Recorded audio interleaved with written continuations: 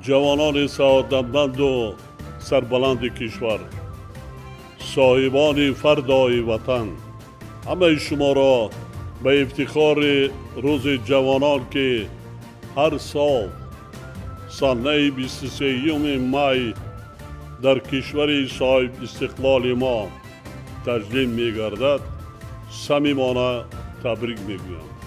با هر یک شما پیش از همه سلامتی و خوشبختی و در جاده مقدس وطنسازی و وطنداری عزم و اراده قوی آرزو می نمایم. ما جوانان را برای رسیدن به هدفهای سازنده و به آینده نگرانیده شده دولت و حکومت مملکت قوه بزرگ می دانیم.